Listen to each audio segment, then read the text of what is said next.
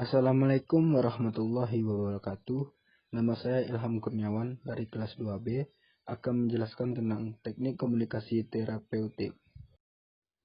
Teknik komunikasi terapeutik yang pertama yaitu mendengarkan atau listening merupakan dasar utama dalam komunikasi terapeutik menurut Keliat Budi Anna 1992.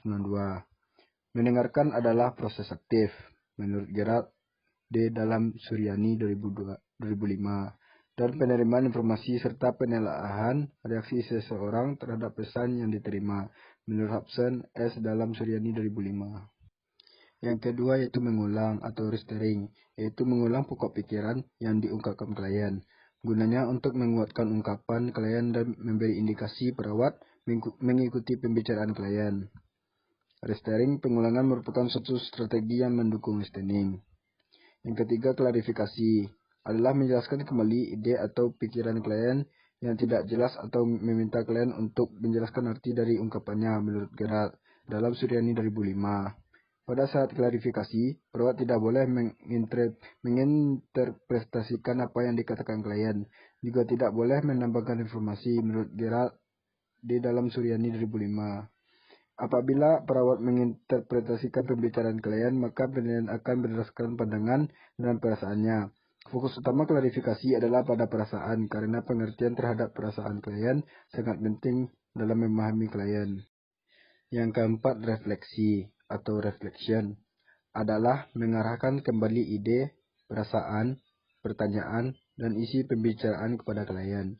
Hal ini digunakan untuk memvalidasi pengertian perawat tentang apa yang diucapkan klien dan menekankan empati, minat, dan penghargaan terhadap klien, menurut Antai Otong dalam Suryani 2005.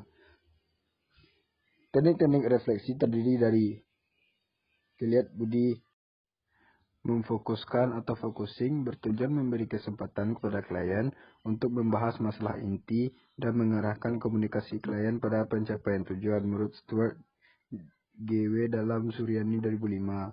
Dengan demikian akan terhindar dari pembicaraan tanpa arah dan penggantian topik pembicaraan.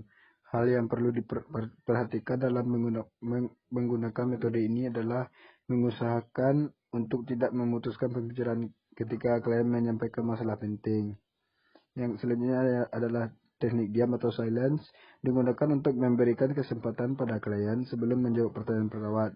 Diam akan memberikan kesempatan kepada perawat dan klien untuk mengorganisasi pikiran masing-masing.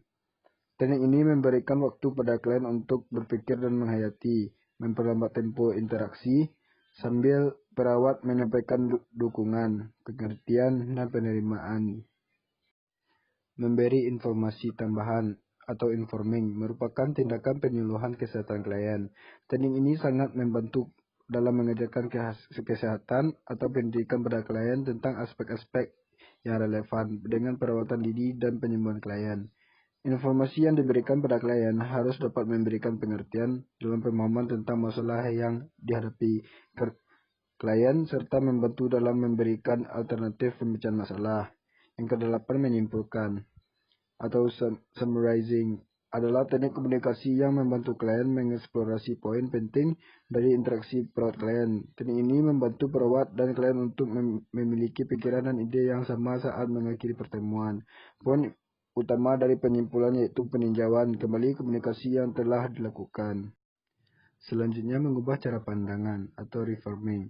Ini digunakan untuk memberikan cara pandang lain sehingga klien tidak melihat sesuatu atau masalah dari aspek negatif saja.